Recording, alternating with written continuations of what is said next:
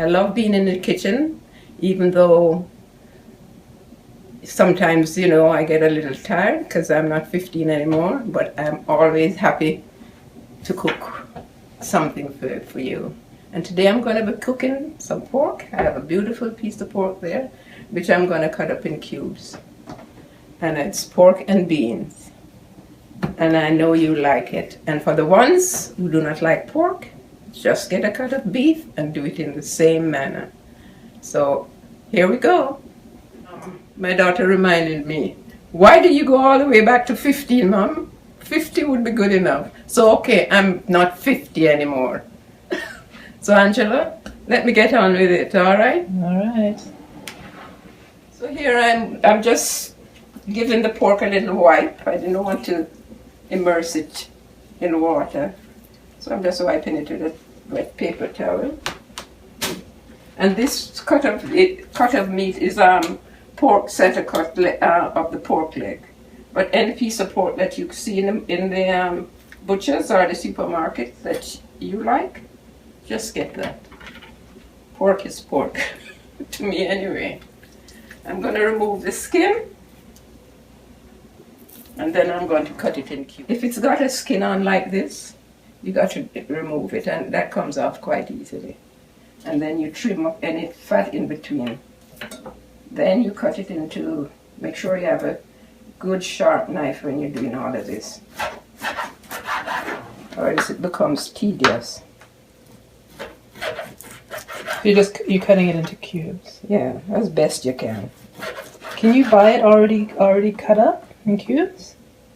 I guess so, but not at the supermarket that I go to. Okay, I'm finished cutting up the pork, and I've left a few pieces out so you can have an idea of the size that you should cut it. And then it's all up to you if you want to do it bigger, but I recommend about this size. I don't know.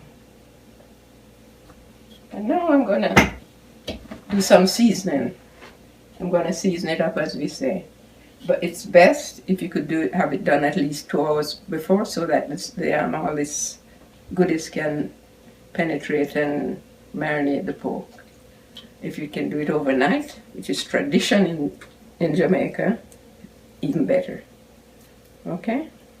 Yeah. Here I've got in this little dish salt, black pepper, onion powder, garlic powder.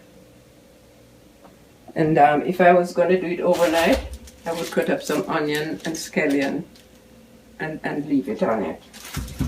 Since we're going to go straight into cooking, I just have the powders.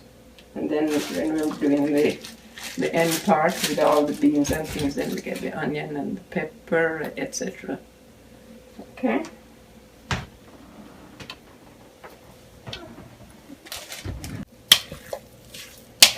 Why don't you just use your hand? I don't want to. I don't want to. I usually do, but I don't feel like having this stuff on my hand. I've heated up some oil in my skillet here, and if you have the Jamaican iron or aluminum Dutch pot, Dutch oven as we call it, Dutchie, it's best to do it in that. I have one, but it's too small, and I have no intention of getting a bigger one. Okay, so we'll use this pan. It's a good pan. I'm going to start browning the meat.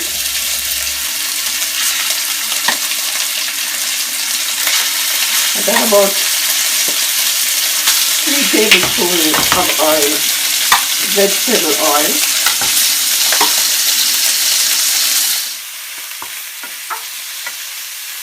So it's on a high then. It's on high? Yeah.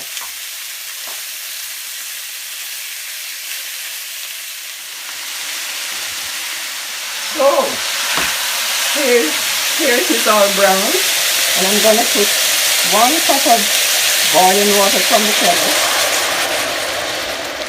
Turn it down to medium and leave it to simmer. And we just keep checking, and if the water dries out, as we say, then you need to and you test for doneness, if it's tender enough.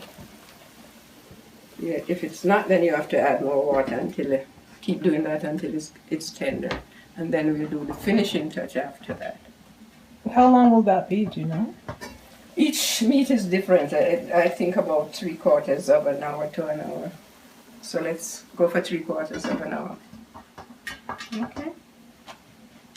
I tested the pork with my fork and it's tender enough to start putting the other stuff, the onions and all the other seasoning. So I put the burner back up to high and I put them to the side.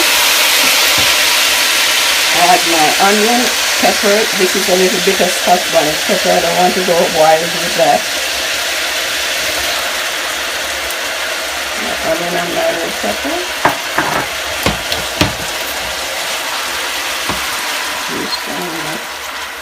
And then the red pepper and thyme.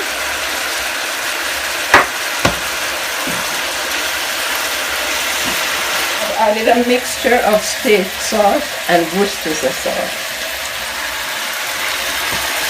That's it there. And of course, a little tomato ketchup.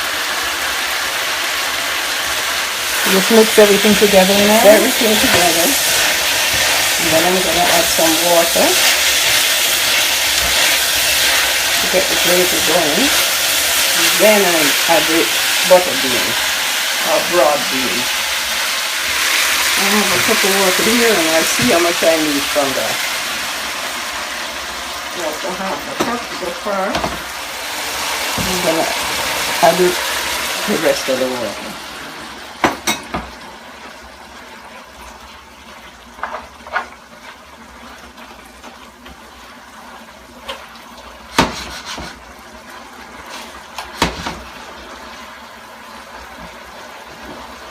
So that will be another cup of water, 1 cup of water total.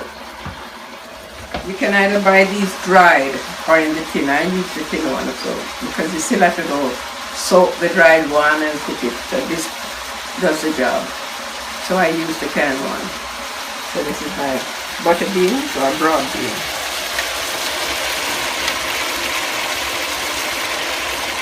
I've lowered the heat to almost low. And then I'm going to cover it and leave it to simmer for a bit. And I should tell you that I added some of the liquid from the beans because it needed some more liquid to make the gravy a little juicy. So it's good to save the juice that you have it to add. And that's about it. So you're going to serve it with steamed rice or rice and peas and a nice crisp salad or steamed vegetables. And of course, never leave a little glass of wine out. Okay? There we are. Now we need to go to Cook Like a Jamaican for the recipe. And always remember, there's a good thing waiting for you on cooklikeajamaican.com. See you soon. And as my husband and aunt used to say, God go with you, you hear? Bye. That's Pork and Beans by Fay.